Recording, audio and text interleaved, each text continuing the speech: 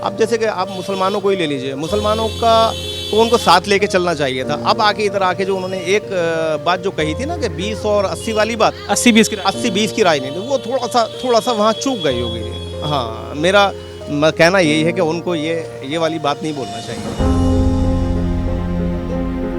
तो अखिलेश सरकार में तो आपने देखा ना कोई परेशानी थी, ना हिंदू मुस्लिम था, ना कोई था। अब ये तो ज़्यादातर हिंदू मुस्लिम के बिना पे सरकार, और अब भी हर मंच से कहते हैं हमें मुस्लिम वोट नहीं चाहिए। सरकार की जो मदद थी वो कहाँ पहुँची ये नहीं मालूम, किसके पास पहुँची। सिर्फ 2 किलो गेहूं से तो कुछ होता नहीं है, और भी बहुत सारी चीज़ें हैं। कोरोना काल में क्या समस्याएं सामना करना पड़ा? समस्या ये है कि मिडिल क्लास वाला तो बेचारा बहुत ही परेशान था। ये समझो कि बेचारा मांगने तक को मजबूर हो गया था। तो अखिलेश यादव की सरकार में और योगी की सरकार में, आपने दोनों सरकार देखी होंगी पिछले अगर 10 साल की बात करें, तो अंतर क्या है? अंतर ये है साहब, अखिलेश साहब की सरकार में विकास हुआ था और योगी सरकार में लाशें गंगा में बही हैं। देखिए, आजम खान ने और मैं, और अगर अब्दुल्ला में कंपैरिजन किया जाएगा तो देखिए अभी तो आजम खान बनने में उनको बहुत वक्त लगेगा। आजम खान जैसा नेता फिलहाल अभी तक तो मुस्लिम नेताओं में तो कोई नज़र नहीं आता। जिस तरह से रामचंद्र जी 14 वर्ष के वनवास को गए थे और उनकी खड़ाऊं रख दी गई थी सिंहासन पे, बिल्कुल उसी तरह से है। आजम खान साहब के तो बेटे उनके सिंहासन पे बैठे हुए हैं। देखिए 10 मार्च को ज़्यादातर इंशाल्लाह उम्मीद तो हमें अखिलेश की है, बाकी ऊपर वाला के हाथ में जो भी है जिसको बनाएगा। साहब ज़्यादातर चांस तो समाजवादी के हैं। अगर मैं मुस्लिम हूँ तो मैं बीजेपी को वोट नहीं दूंगा, ऐसा नहीं। ये सोच अब खत्म होना चाहिए। मेरा मानना ये चीज़ अब खत्म होना चाहिए। बीजेपी के साथ अब वो चीज़ ठप्पा नहीं होना चाहिए कि खाली हिंदू ही बीजेपी को वोट देगा, मुस्लिम भी देंगे बीजेपी को वोट, लेकिन थोड़ा सा उनको साथ लेके तो चलना चाहिए। थोड़ा सा कहीं से कोई बयान ऐसे तो आना चाहिए कि जो कुछ मुसलमानों का दिल खुश हो। नमस्कार, मेरा नाम है शेखर तिवारी और इस वक्त मैं मौजूद हूँ रामपुर के चाकू बाजार में। रामपुर जिले में चुनाव 14 फरवरी को होने वाले हैं। यहाँ पर रामपुर सीट से आजम खान साहब पिछले 9 बार से विधायक रहे हैं। इस बार मैदान में उनके बेटे अब्दुल्ला आजम खान भी हैं। अगर रामपुर की कुल जनसंख्या की बात करें तो यहाँ पर 27,87,000 के आसपास आबादी है, जिसमें से कि 14,65,000 पुरुष और 13,21,000 महिलाएं हैं। और अगर हम सिर्फ यहाँ के मतदाताओं की बात करें तो यहाँ के मतदाता की संख्या है 16,48,000। ये एक मुस्लिम बाहुल्य क्षेत्र है। यहाँ पर वर्तमान समय में एक लोकसभा सीट है जिसमें आजम खान यहाँ से वर्तमान सांसद हैं लोकसभा के। रामपुर के जातीय समीकरण की बात करें तो यहाँ पर 50% से ज़्यादा आबादी मुस्लिम बाहुल्य है। लगभग 45% हिंदू और 3 से 4% आबादी सिख, ईसाई, बौद्ध, जैन और अन्य में हम इसकी गिनती कर सकते हैं। कुल मिलाकर यूपी की 143 विधानसभा सीटें ऐसी हैं जहाँ मुस्लिम वोटर का असर है। करीब 70 सीटें ऐसी हैं जहाँ मुस्लिम आबादी 20 से 30% के बीच है। मौजूदा विधानसभा में 23 मुस्लिम विधायक हैं। यह संख्या बीते 50 साल में सबसे कम है। तो हम यहाँ पर इस बाज़ार में आए हैं, लोगों से हम बात करने की कोशिश करेंगे कि इस बार रामपुर की सीट क्या आजम खान साहब के साथ जाने वाली है। आइए लोगों से बात करते हो, जानते हैं उनका क्या रुख है। आप ये बताइए, इस वक्त रामपुर में ऊँट किस करवट बैठ? साहब ज़्यादातर चांस तो समाजवादी के हैं, क्योंकि यहाँ की आवाम जो है बहुत परेशान है इस सरकार से। अब देखिए अब आगे क्या होता है। जो रामपुर की जो राजनीति है, क्या इसमें क्या बदलाव देखे अब तक? पहले मैं ये जानना चाह रहा हूँ। साहब रामपुर की राजनीति में ये बदलाव हुआ है कि जब से आजम खान साहब आए हैं और अब्दुल्ला साहब आए हैं, उसके बाद में बदलाव भी हुआ है। पहले लोगों को यहाँ पढ़ने की इजाज़त नहीं थी, 8 में से ज़्यादा पढ़ नहीं सकते थे, और ना इतने स्कूल थे जो आजम खान की यूनिवर्सिटी दिए, स्कूल दिए होंगे पढ़ने के लिए, बच्चों को तालीम के लिए। पहले ऐसा कुछ नहीं था। आजम खान के आने के बाद में सारे बदलाव हुए होंगे, और यहाँ की सड़कें, आप यहाँ का विकास जो भी कुछ देखेंगे, ये सब आजम खान की देन है। और आप 10 साल में आपने 2 सरकार देखी हैं, एक अखिलेश यादव की सरकार और एक आप योगी की देख लिया आपने। अब तीसरा टर्म आने वाला हो, किसका आएगा हमें नहीं पता।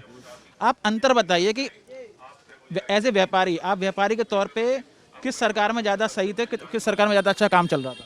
देखिए मैं आपसे जो कहना चाह रहा हूँ, अब ये इस सरकार में तो हमें बहुत बड़ा टैक्स लग गया। 12% कभी कपड़े पे टैक्स नहीं था, अब 12% टैक्स लग गया, और माल पे इतनी बढ़ती जा रही है, बहुत महंगाई बढ़ती जा रही। पहले जो हम 900 रुपये का पीस लाते थे, आज जो हमें 1000 रुपये पीस पड़ लिया। वो सिर्फ बोझ हमारे ऊपर नहीं, पब्लिक के ऊपर पड़ता जा रहा। हमें तो जो प्रॉफिट लेना है 50-40 रुपये, मगर वो पब्लिक का हर बहुत वो होता जा रहा। योगी सरकार की बात करूं, आप व्यापारी लोग हैं, व्यापारियों के लिए उन्होंने कुछ ऐसा कदम उठाया जिससे कि आपको कुछ काफ़ी संतुष्टि मिली हो? हाँ, व्यापार में उन्होंने कुछ छूट दी है, कुछ ऐसा किया? कोई छूट नहीं है, बहुत परेशान है इस टाइम व्यापारी लोग। चाहे वो किसी भी बिजनेस का आदमी हो, हर चीज़ पे टैक्स है, हर चीज़ पे टैक्स है। और ये समझिए कि महंगाई का जो है कि रेट इतने बढ़े हुए हैं हर चीज़ पे कि पूछिए मत। 35% रेट बढ़ा हुआ है इस टाइम। अब हम भी कहा था ग्राहकों को समझाएं कि भाई आज ये कह रहा है कि इतनी की है, आज लेने जाए तो इतनी की है। अब ग्राहक जो है उसमें भी सेटिस्फाई नहीं है। अब ये कि अब सब लोग इस टाइम व्यापारी तो वाकई बहुत ही दुख हुई है इस टाइम। बिल्कुल, चुनाव हमारे सिर पर हैं। उत्तर प्रदेश के चुनाव 2022 के चुनाव हमारे सिर पर हैं। अखिलेश यादव हैं एक तरफ योगी हैं। आप बताइए कि ऊँट किस करवट बैठ रहा है इस बार? उत्तर प्रदेश की बात करेंगे पहले, रामपुर के बाद में। जी जी, उत्तर प्रदेश की बात तो ये है कि देखिए अभी कुछ कह नहीं सकते, अभी देखिए कह नहीं सकते। अभी दो लोग अभी मैदान में हैं, बाकी कांग्रेस है या बीएसपी है या और अन्य दल हैं, जैसे कि आपके एमआईएम है, वो भी ये भी कोई उसमें दौड़ में नहीं है। ये लोग भी बस सामने से जो टक्कर है वो सपा और बस बीजेपी, दो में टक्कर है इनमें बस। ठीक है, जो भी अच्छा काम करेगा, वैसे तो 4-4.5 साल जो भी योगी जी ने काम किया है, अब उसका रिजल्ट क्या होगा ये तो आप देखिए 10 तारीख को ही पता चलेगा। लोगों का रुझान किस तरफ ज़्यादा होगा ये तो अब 10 को पता चलेगा। और एक हमारे देश के प्रधानमंत्री नरेंद्र मोदी जी, उन्होंने गोरखपुर में योगी जी के साथ एक रैली की थी। उस रैली में उन्होंने ये बोला था कि कोरोना काल में उत्तर प्रदेश में सबसे अच्छा प्रबंध किया गया था, मैनेजमेंट अच्छा था योगी का। तो उसमें क्या बोलते हैं आप? मैनेजमेंट तो इतना अच्छा था, आपने देखा नहीं गंगा में कितनी लाशें बह रही थी?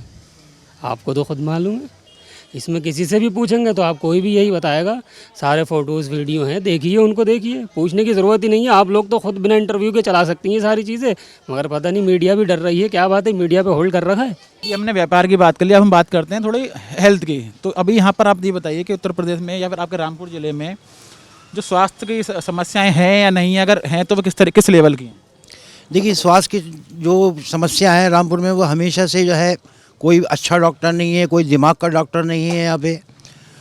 बस नज़ला खांसी ज़ुकाम हो जाओ तो चले जाओ, बाकी इसके अलावा कोई यहाँ पे सुविधा नहीं है। मोदी जी ने एक रैली में योगी जी के साथ खड़े होकर ये बोला था कि जब कोरोना काल में योगी आदित्यनाथ की सरकार ने बहुत अच्छा मैनेज किया, बहुत अच्छा मैनेजमेंट किया, इससे अच्छा मैनेजमेंट कोई सरकार नहीं कर सकती। इस पर आप क्या बोलेंगे?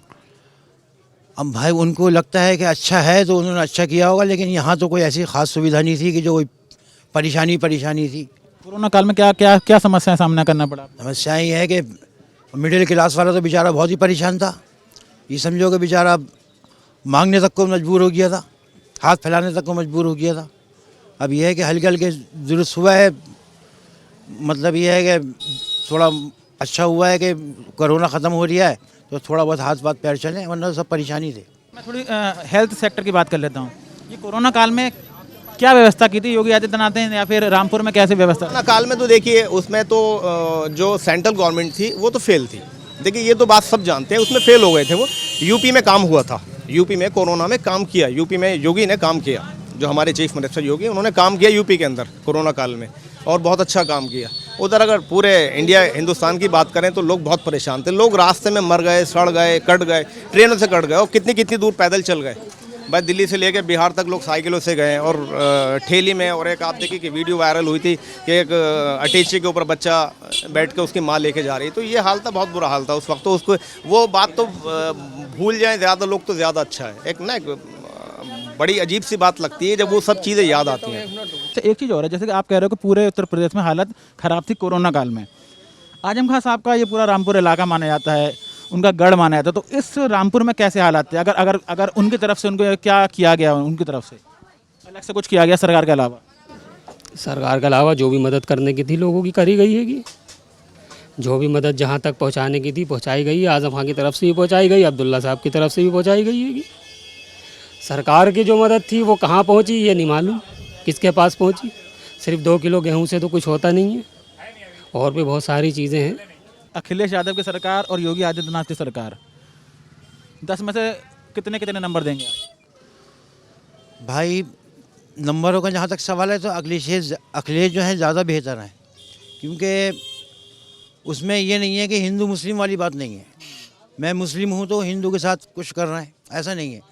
इनको सामने से हमें दिख रही है कि इन्होंने हमारे साथ थोड़ा जो है नाइंसाफ़ी की है। योगी जी की बात करें? जी हाँ। तो अखिलेश यादव की सरकार में और योगी की सरकार में, आपने दोनों सरकार देखी होंगी पिछले अगर 10 साल की बात करें, तो अंतर क्या है? अंतर ये है साहब, अखिलेश साहब की सरकार में विकास हुआ था, और योगी सरकार में लाशें गंगा में बही हैं। 10 में से दोनों को नंबर मैं ऐसे कैसे दे दूँ यार। नंबर तो पूरी यूपी की जनता को ही देना है नंबर। और दूसरी बात ये कि 12 से 17 तक जो अखिलेश ने काम किया था वो काम भी बहुत बढ़िया किया था। और 17 से लेके अब 22 तक योगी जी ने भी कुछ काम बेहतर किया। अब अगर बात करें हम लॉ एंड ऑर्डर की, तो अगर कंपेयर करें 12 से 17 तक और 17 से 22 तक, तो इधर बेहतर रहा। 17 से 22 तक कुछ बेहतर रहा। और लेकिन अब यह है कि योगी जी देखिए, अब 4.5 साल उन्होंने काम बहुत बढ़िया किए। अब इलेक्शन के टाइम में उन्होंने कुछ बातें ऐसी कही हैं कि जिससे लोगों में निराशा है थोड़ी सी। अब जैसे कि आप मुसलमानों को ही ले लीजिए, मुसलमानों को उनको साथ लेके चलना चाहिए था। अब आके इधर आके जो उन्होंने एक बात जो कही थी ना कि 20 और 80 वाली बात, 80-20 की राजनीति, वो थोड़ा सा वहाँ चूक गए योगी जी। हाँ, मेरा कहना यही है कि उनको ये वाली बात नहीं बोलना चाहिए थी। अखिलेश सरकार और योगी सरकार, 10 में से दोनों को कितने कितने नंबर? देखिए, मैं ज़्यादातर ये योगी सरकार से तो सब पब्लिक ही देखिए बहुत ही परेशान है। आप लोग खुद ही आप जानते हैं, आप लोग तो अखिलेश सरकार में तो आपने देखा ना कोई परेशानी थी, ना हिंदू मुस्लिम था, ना कोई। अब ये तो ज़्यादातर हिंदू मुस्लिम के बिना पे सरकार, और अब भी हर मंच से कहते हैं हमें मुस्लिम वोट नहीं चाहिए। सामने जो अपना दल ने जो मुस्लिम कैंडिडेट खड़े कर दिए हैं, उस पर आप क्या कहेंगे? हालांकि बीजेपी का ही वो एलआई है अपना दल, तो उस पर आप क्या कहते हैं कि वोट बटेगा उस पर, एक तरफा ही जाने वाला? कोई वोट नहीं बढ़ेगा। पब्लिक बहुत समझदार है, अब्दुल्ला साहब के साथ में, आज़म खान साहब के साथ में है। अखिलेश किसी से भी पूछ लें, मुझसे पूछने की भी ज़रूरत नहीं पड़ेगी, आप किसी से भी पूछ लें। और बहुत से लोग चल रहा है, मैं भी चलता हुआ ही आपके पास में आया हूँ। मैं कहीं से आप मुझे हायर करके नहीं लेकर आए हैं कि सिर्फ आज़म खान साहब की नहीं बोली। ये तो आप किसी से भी पूछ सकते हैं कि किसने क्या काम करा है। ये बताइए, अब आज़म खान साहब अभी नासाया तबीयत उनके, हालांकि चुनाव लड़ रहे हैं, आपके इसी क्षेत्र से, इसी विधानसभा से लड़ रहे हैं। उनके पुत्र भी अब आ चुके हैं और मैदान में आ चुके हैं। तो आपको क्या लगता है कि अब्दुल्ला आज़म खान साहब जो हैं वो उनको आगे बढ़ा पाएंगे, उनकी लेगेसी आगे लेके जा पाएंगे? हाँ, आज़म खान तो देखो हल्के हल्के इंशाल्लाह सही हो जाएंगे। और फिर जो उनके अलावा तो रामपुर में तो कोई जीत ही नहीं सकता। अच्छा, अब्दुल्ला आज़म से भी लोग पब्लिक बहुत मोहब्बत करती, इसलिए उनका ज़्यादातर सहयोग करा जा रहा। देखिए, आज़म खान ने और मैं, और अगर अब्दुल्ला में कंपैरिजन किया जाएगा तो देखिए अभी तो आज़म खान बनने में उनको बहुत वक्त लगेगा। आज़म खान जैसा नेता फ़िलहाल अभी तक तो मुस्लिम नेताओं में तो कोई नज़र नहीं आता। और रही बात रामपुर के लिए, तो रामपुर के लिए काम किया उन्होंने। रामपुर के लिए पिछले आप देख लिए 12 से 17 तक जो भी रामपुर में काम हो वो आज़म खान की देन थी। जिस तरह से रामचंद्र जी 14 वर्ष के वनवास को गए थे और उनकी खड़ाऊँ रख दी गई थी सिंहासन पे, बिल्कुल उसी तरह से है। आज़म खान साहब के तो बेटे उनके सिंहासन पर बैठे हुए हैं। पूरी तरह से रामपुर का हर हर कार्यकर्ता, जनता का हर हर इंसान उनके साथ है। आज़म खान साहब भी बहुत दूर थोड़ी है, बहुत जल्दी वापस आ जाएंगे। तो आज़म खान के साथ हैं, आज़म खान के परिवार के साथ हैं। अब्दुल्ला साहब की तरफ युवाओं का विशेष आकर्षण है और एक छोटी उम्र में बड़ा उनके अंदर लीडरशिप का मादा है और परिपक्व नेता हो चुके हैं। अभी अगले ऊँट किस करवट बैठने वाला है? 10 मार्च को हम क्या देखने वाले हैं? 10 मार्च देखिए, 10 मार्च को ज़्यादातर इंशाल्लाह उम्मीद तो हमें अखिलेश की है, बाकी ऊपर वाला के हाथ में जो भी है जिसको बनाएगा। तो अभी रामपुर की जनता 14 तारीख को किसको गुलाब का फूल देने वाली है? सब गुलाब का फूल तो देखिए, ये तो एक बंद मुट्ठी है, ये तो अभी नहीं खोलना है। अगर मैं मुस्लिम हूँ तो मैं बीजेपी को वोट नहीं दूंगा, ऐसा नहीं। ये सोच अब खत्म होना चाहिए। मेरा मानना ये चीज़ अब खत्म होना चाहिए। बीजेपी के साथ अब वो चीज़ ठप्पा नहीं होना चाहिए कि खाली हिंदू ही बीजेपी को वोट देगा, मुस्लिम भी देंगे बीजेपी को वोट। लेकिन थोड़ा सा उनको साथ लेके तो चलना चाहिए। थोड़ा सा कहीं से कोई बयान ऐसे तो आना चाहिए कि जो कुछ मुसलमानों का दिल खुश हो, उससे उनकी तरफ थोड़ा सा रुझान हो कि हाँ यार, हम बीजेपी को लाओ, कोई बात नहीं, हमारे ऑप्शन तो देखो सभी हैं। हम अखिलेश को नहीं देंगे, बीजेपी को देंगे, बीएसपी को देंगे, उनको नहीं देंगे, MIM को देंगे, किसी को कहीं तो देंगे ना वोट। धर्म का इस 5 साल की उत्तर प्रदेश की हुकूमत ने बिल्कुल नाजायज़ इस्तेमाल किया है कि लोगों के काम करो मत और अंत में धार्मिक मुद्दे भड़का दो, और जब आग लगेगी तो उसकी गर्मी सब तक पहुंचेगी, और वो पोलराइजेशन करना चाहते हैं। लेकिन इस बार मेरे ख्याल से वोट पोलराइज नहीं हो पा रहा है। हिंदू साहिबान भी बहुत बड़ी तादाद में मौजूदा वज़ीर आला साहब के ख़िलाफ़ हैं और इस निज़ाम को बदलना चाहते हैं। लेकिन जनता से भी यही अपील है कि बहुत ठंडे दिमाग से और अच्छे तरीके से अपने वोट का इस्तेमाल करें और पोलिंग स्टेशन पर जाएं, भीड़ भाड़ ज़्यादा नहीं लगाएं और सरकार को बदलने की एक कोशिश हमारे हाथ में तो है ना, हम इसको ज़रूर करें। और रामपुर की आवाम ने तो जो तय कर लिया है वो कर लिया है, 5 सीट समाजवादी पार्टी जीत रही है। तो उन्होंने ये बात जो कही थी 20 और 80 वाली बात कही थी, ये बात तो देखिए सरासर गलत है, सामने से गलत है। मैं उन्हीं की बात नहीं कर रहा हूँ, कोई भी राजनेता, इतना बड़ा राजनेता, 25 करोड़ जनता को जो साथ लेके चलने वाला, इतना बड़ा स्टेट, इतनी लोग यहाँ पर, उसको उनको लेके चलने वाला उनका मुखिया ऐसी बात करे तो थोड़ी निराशा होती है पब्लिक में, और ख़ास करके मुस्लिम वर्ग में। लेकिन उनको ऐसा नहीं है कि उन्होंने 4.5 साल काम हिंदुत्व के उस पर किया, लेकिन अब इधर आके कुछ उनके बयान ऐसे आए। लेकिन उन्होंने 4.5 साल काम, अगर आप उनके 4.5 साल के काम को देखेंगे तो उन्होंने कहीं भी हिंदू मुस्लिम का कोई भेदभाव नहीं किया उन्होंने, मेरा मानना तो देखिए ये है।